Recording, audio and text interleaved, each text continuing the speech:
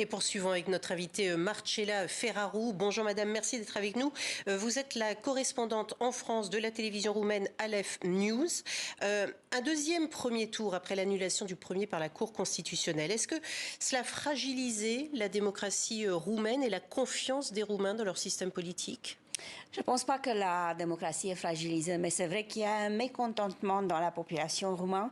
Et dans les candidats qui sont mieux placés en ce moment, il y a 3 des 4 qui sont des candidats anti-système.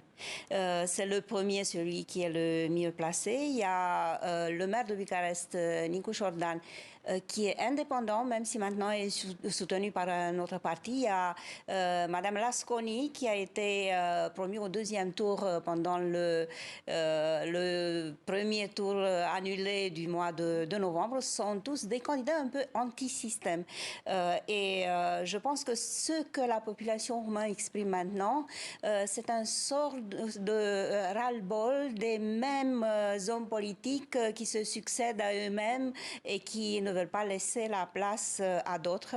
Ça, c'est une explication. Il y a aussi une autre explication qui est le fait que les Roumains attendent un peu plus de respect de la part de ses partenaires européens et américains. Et donc, ce vote pour un parti qui se dit nationaliste, c'est un vote plutôt pour la dignité, on va dire. C'est une expression d'un mécontentement général en Roumanie. Mais justement, j'allais vous poser cette question. Ce bis repetita, finalement, de cette élection, n'a-t-elle pas renforcé les partis nationalistes? Oui, semble-t-il, si l'on en croit les derniers sondages d'opinion et ce que vous venez de dire, puisque le candidat d'extrême droite, Simion, l'emporterait. C'est bien sûr inconditionnel, ainsi que le maire de Bucarest qui arrivera en deuxième position.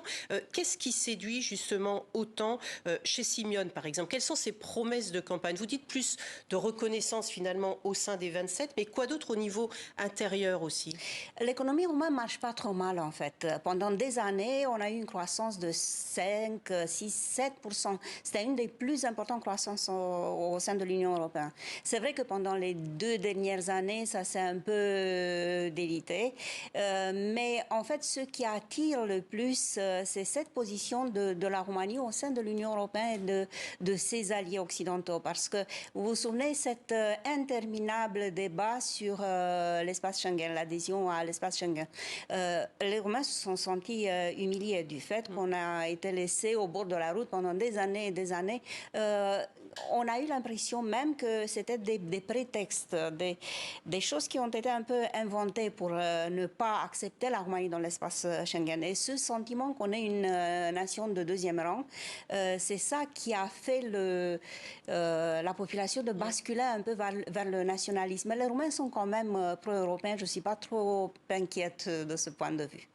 D'autres partis ont profité de cette annulation pour apporter leur soutien à un autre candidat. Je pense notamment à l'USR, Sauver la Roumanie, qui appuie désormais non plus Elena Valeria Lasconi, mais le maire de Bucarest, qui est donné donc en deuxième position, Nicu Jordan.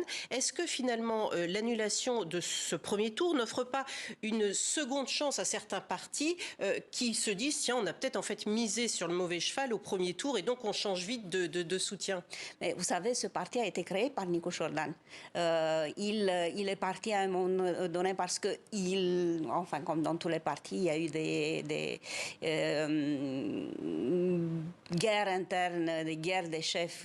Il a quitté le parti, il s'est présenté comme indépendant, mais maintenant son ancien parti, je pense qu'il a fait les calculs, ils ont fait les calculs, ils se sont dit qu'il est quand même mieux placé que Elena Lasconi pour gagner. Ce qui est très important déjà d'arriver au deuxième tour. Et pourquoi est-ce que le Parti social-démocrate n'a présenté aucun candidat? Je crois que c'est la première fois depuis que la démocratie est revenue en Roumanie depuis 1989. Oui, mais ils n'ont pas eu beaucoup de succès pendant les dernières élections avec leur propre candidat. Là, il y a un candidat qui est le candidat de la coalition qui est au gouvernement, qui a gagné les parlementaires à la fin de l'année dernière. Donc c'est le candidat Crin Antonescu qui est lui aussi pro-européen et pro-atlantiste, même si j'ai entendu quelques accents un peu nationalistes chez lui aussi dernier temps, mais c'est ce candidat de la coalition qui est au gouvernement, qui est soutenu par les libéraux et par les sociaux-démocrates. Un dernier mot sur la politique étrangère que pourrait mener un gouvernement mené par Simion s'il devait gagner. Quelle serait décide-t-il? Quelle serait sa politique étrangère par rapport à l'Ukraine, par rapport au Proche-Orient? Justement, il faut faire attention en Roumanie, même si le président il est élu par le scrutin universel. Enfin, il nomme le Premier ministre. Le pouvoir, il ne le nomme pas comme en France, il ne le choisit pas comme le président français. C'est les partis qui constituent une majorité qui proposent le candidat qui doit être nommé par le président. Il n'a pas du tout le même pouvoir. Donc la politique étrangère ne revient pas au président. Ça revient au président, mais un président qui n'a pas la majorité au Parlement n'a pas du tout les mêmes pouvoirs. Et ceux qui sont maintenant au gouvernement, donc la coalition qui est au gouvernement maintenant, vient de gagner les élections à la fin de l'année dernière. Donc le président n'a pas le pouvoir de destituer le gouvernement ou le Premier ministre. Il n'a pas beaucoup de pouvoir s'il n'a pas la majorité au Parlement. Est-ce qu'on est sûr qu'il y aura un second tour aujourd'hui? D'après moi, oui, on aura un second tour. Et je ne suis pas très sûre. Enfin, les derniers sondages donnent Simeon en tête, suivi soit par le maire de Bucarest, Nicu Jordan, soit par Crin Antonescu, le candidat de la coalition qui est au gouvernement maintenant. Merci beaucoup, Marcela Ferraru, d'avoir apporté à nos téléspectateurs votre analyse donc, de la situation politique en Roumanie. Merci à vous.